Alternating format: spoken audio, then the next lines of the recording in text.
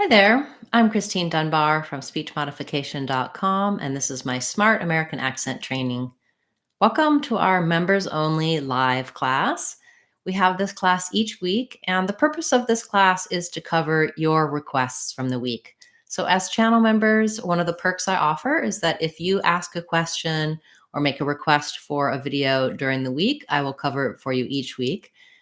I do take requests from all of my viewers, and I really appreciate all of the questions and requests because it helps me know what topics to cover, what videos to make for our Word of the Day series. But I have so many requests that the Word of the Day series is several months out. So people have requested things, and then it's a long time before I can cover their word. As a channel member, you don't have to wait. So do take advantage of that and leave me your requests throughout the week. This week, we had a request or a suggestion when we were talking about place names for the words, the places, Kyrgyzstan, Trinidad, and Tobago. So we'll cover those first. And then members, if you're here live, you can leave questions and comments in the chat, and I'll answer those for you live as well. So looking at Kyrgyzstan, I think what's tough here is, of course, the spelling. It's not typical for English spelling, of course, because it's not from the English language. But we can break it down. It has 3 syllables. The first syllable is the stress syllable, and it sounds like cur. So it has that tense sound. We can just build that from cur. This is the same as in, for example, the word curry.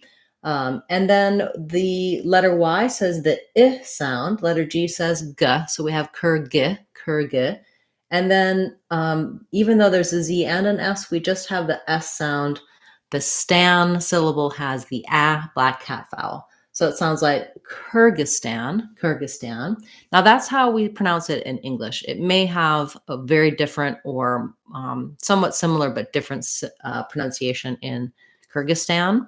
And so this is how you're going to hear it referred to as in English. Many of my videos lately, I've been trying to present to you how the word is pronounced in the native language. I didn't research this one for that because basically I wanted to present for you how you'll hear Americans talking about it when you hear it about it in the news. But we do have a trend now in English where we're getting to pronounce place names sometimes more similar to how they're pronounced in the native language. It does depend on the place and the language. The thing that I'll say is that there's always going to be more than one way to pronounce a place. An example I would use is, in English, we talk about the city, the capital of France, as Paris. And of course, in French, it's Paris. They have just a completely different pronunciation of the vowels, the R sound, etc.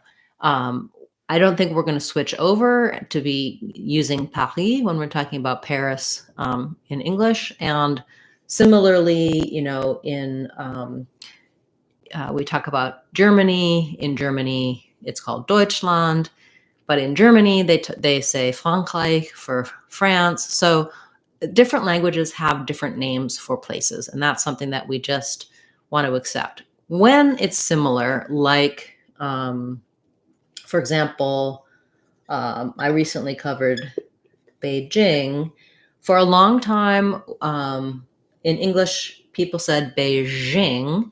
That's not really correct. It's closer to Beijing. Now, that might not be the exact way you say it in Chinese either, but we're moving towards getting somewhat more accurate within our sound system, not, correcting some of these errors, trying to move towards pronouncing things the way they happen in their native language. So just bear in mind that pronunciations change over time, and it's helpful to know the English, the native language, and just to have that flexibility that you're going to hear different pronunciations for different place names.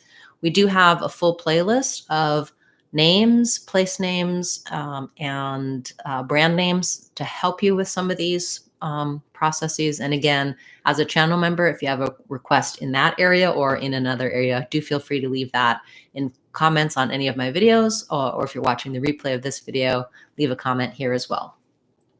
We also had a request for Trinidad, and Tobago. Let me just check the spelling of Tobago. T-O-T, Tobago. So for Trinidad, first syllable stress, it's just like the word dad has the black cat vowel there. So you're going to see that as trin. This I is going to be the unstressed I, or might even sound like a schwa trina, trina, trina, and then dad. So I would write that like trin, dad, main stress there. And then Tobago, second syllable stress. Letter A, even though it looks like the word bag, it's going to be pronounced with the A diphthong. So it's going to sound like Tobago, Tobago. And then often we say these together, right? Trinidad and Tobago. We might not say a clear and there. It might sound more like an Trinidad and Tobago and Tobago. Maybe a little bit of an S sound. So and is one of those words that typically gets reduced unless it's being stressed. Those were the only requests that came in this week from channel members. So I will be gathering your requests throughout the week, covering them again for you next Sunday. We also often in this class talk about sounds, words, patterns, going a little more in depth to help you with some of the things that some of the fundamental pieces behind what's challenging for pronunciation and American accent. And I take requests and suggestions. I'm happy to cover a variety of topics for you as channel members. I really want to support your learning and what's most useful for you. So keep that feedback coming. I especially just want to thank you for being channel members and showing your support. It really helps speech modification, and I really appreciate your kindness and support in joining as channel members.